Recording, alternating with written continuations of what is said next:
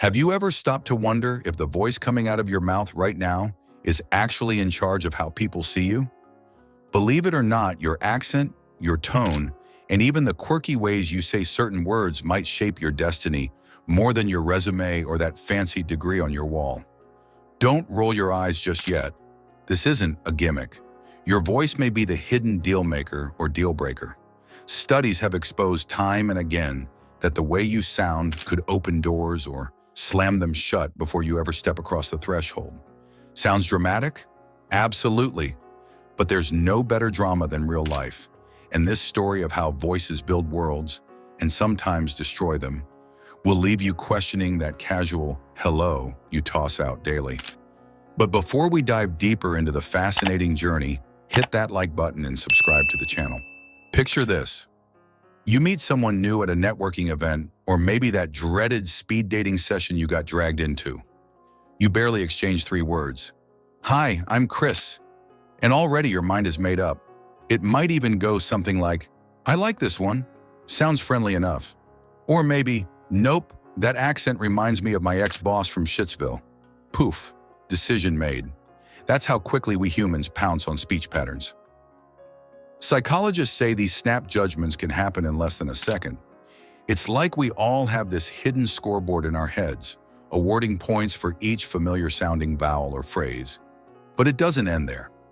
Ever called customer service and heard an accent that's different from yours? Suddenly, you're either on high alert or weirdly comforted. Research shows that many folks unconsciously trust a representative who sounds local, but might question someone whose speech is unfamiliar, even if they're saying the exact same thing. And if you think you're immune, let me politely say, we've all been there. Our brains are wired to prioritize certain language cues, associating them with trust, status, or a big glowing question mark. Let's get a little edgy, because nothing says stay tuned like a scandal or two. There's been a rumor swirling around the corporate world that candidates with certain accents magically end up at the bottom of the hiring list, even if their qualifications blow everyone else out of the water. We've seen lawsuits pop up here and there, with companies forced to defend themselves after turning down applicants purely because of a foreign-sounding name or phone voice. Ever heard the phrase, you sound too country, or you sound ghetto, or you need to neutralize your accent if you want to be taken seriously? Those aren't just rude remarks at a family dinner. They've become institutional norms in some places. The hush-hush rumor is that certain HR departments have unspoken voice standards, claiming a thick accent will lose them clients or lead to communication barriers. It's an outrage many folks don't even realize they're guilty of. We only pay attention when a frustrated employee sues or a viral social media post calls out accent discrimination. Then we collectively gasp, pretend we're shocked, and move on until the next big headline. The ripple effect is massive. Some job seekers spend thousands on accent coaching, not for fun, but out of panic that their dream job will vanish if they sound too foreign on a Zoom call. That's real fear, and it's not a new phenomenon either. People have been code switching for centuries just to survive or climb the social ladder. Controlling how someone talks is a sneaky way to control them entirely. History is loaded with brutal attempts to suppress languages or dialects, almost like punishing people for speaking their truth. In some parts of the world, entire linguistic groups were pushed into the shadows. Rulers would outlaw local languages, forcing communities to adopt the tongue of the colonizer or risk severe punishment. This isn't some ancient fable. Echoes of it linger in modern governments that subtly push one language as superior while stamping out lesser ones. Think of places where kids in school were literally beaten or humiliated for daring to speak in their mother tongue. That's not just an attack on a language, it's an assault on identity. When you muzzle the way people speak, you're basically telling them, hey, your heritage, your background, not welcome here. Conform or get out. It's like rolling out the red carpet for assimilation while shutting the door on everything that makes communities vibrant and diverse. In many cases, the attempt to forcibly unify people under one official language has backfired. Instead of uniting them, it built resentment. Nobody likes being told their language is worthless. Over the years, rebellious generations rose up, started protest movements, wrote books and music to preserve their stolen voices, and eventually rewrote the narrative. Those triumphs might feel like ancient history, but the undertones still shape how languages and accents are treated around the globe. Now let's zoom in on something more personal. Code switching. It's that moment when you're talking to your closest friends in one dialect, maybe dropping a few curses or slang that'd make your grandmother faint, only to pivot and speak professionally to your boss the next minute.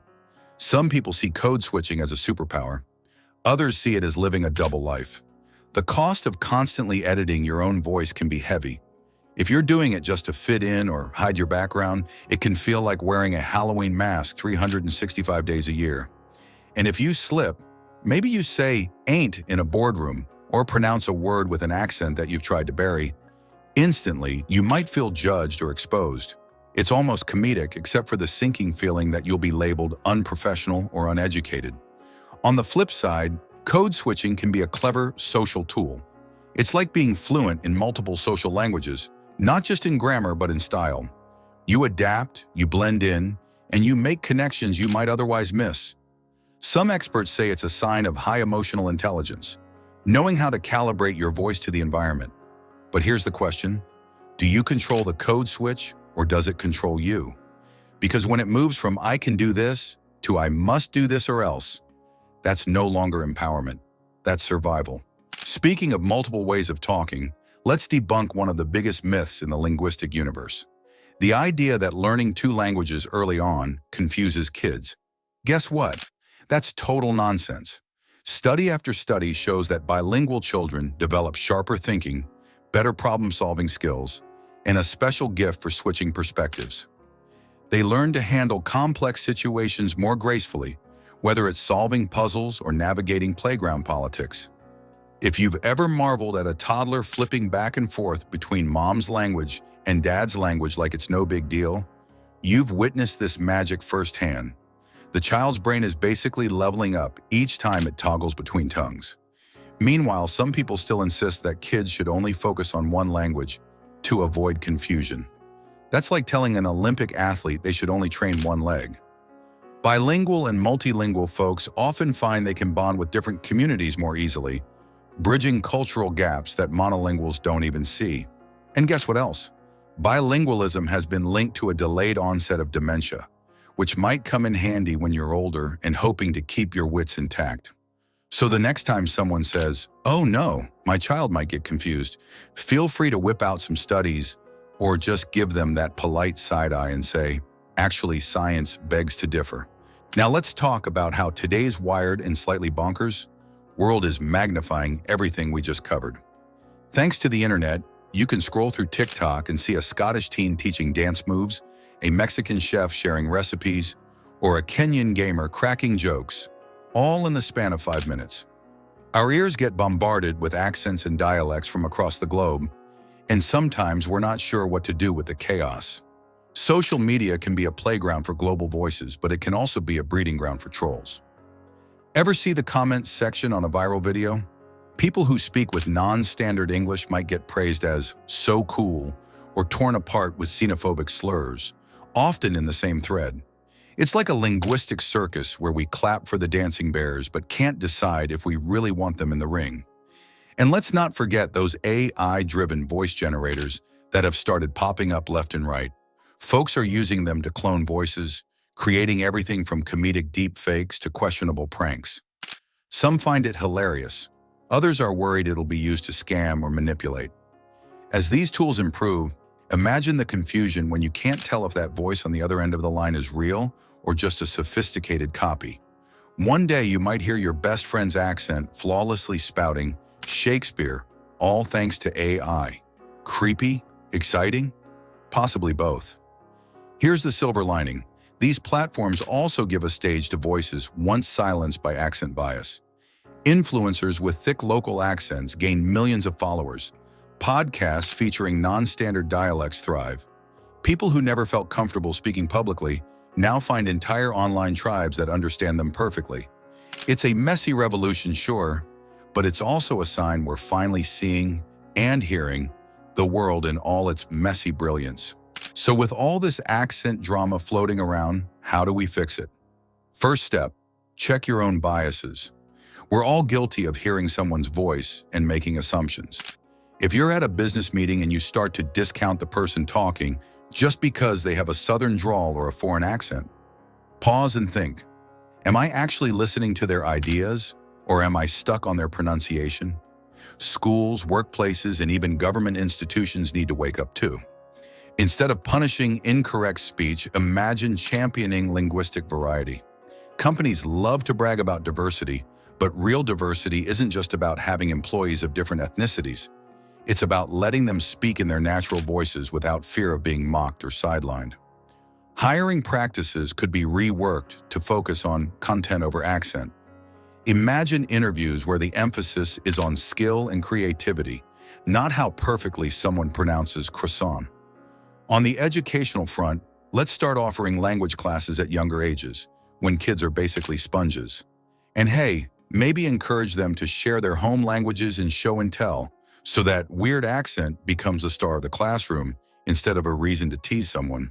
But let's be honest, even if the world magically changed tomorrow, biases don't vanish overnight. We can, however, empower ourselves. If you grew up code switching to fit in, know that your identity is multi-layered and each layer has its own strength. Maybe your professional voice helps you land deals, while your home dialect keeps you rooted and real with friends and family. Instead of seeing this as a burden, consider it a rare skill set that can connect you to vastly different worlds. If anyone tries to shame you for the way you speak, just remember, that's their loss, not yours. People sometimes cling to the idea that there's only one right way to talk because they can't handle the rich tapestry of human expression. That's like going to a buffet and insisting everyone eat the same dish. Boring, right? This world thrives on variety, whether it's in cuisine, music, or language. As technology continues to evolve, maybe you'll even try your hand at those voice cloning apps, just to see how you might sound with a British accent or a cartoonish squeak. Have fun with it if you want. Or better yet, record your natural voice telling your life story. You might be surprised at how proud you feel hearing your own accent ring out like a personal anthem. Let's throw in a bit of adult humor here, because we've all had those moments. We're out with friends, a couple drinks in, and suddenly our hidden accent pops out. Maybe you realize your previously polished speech starts sprinkling in phrases from your childhood, or the pitch of your voice gets a little theatrical because you're letting loose. Someone might tease you with a, "Wow, that southern drawl is thick," or "Dude, you sound like you just hopped off the plane from your hometown." Sure, it's all laughs in the moment, but deep down, that's also you taking a break from the pressure of code switching. It's you being authentically you, and that's worth more than gold. There's a bit of a universal joke among expats too.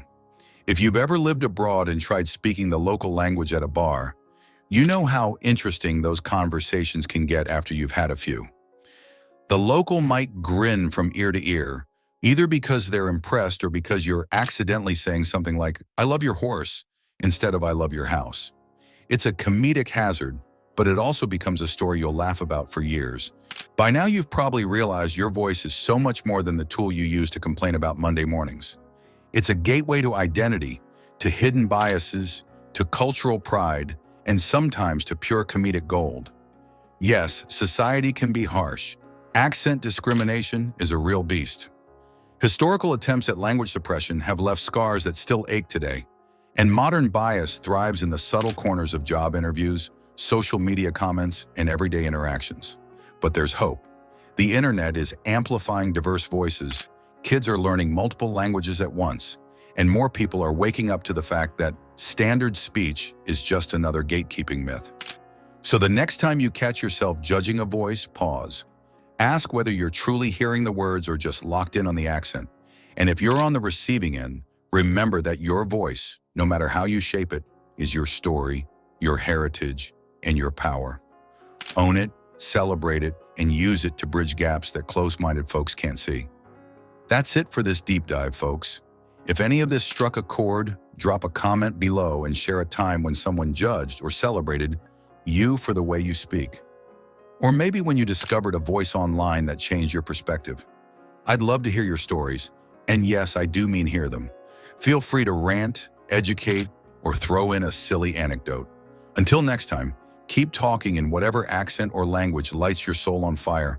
And remember, your voice isn't just a way to communicate, it's a path to belonging, to self-discovery, and maybe even to a good laugh along the way.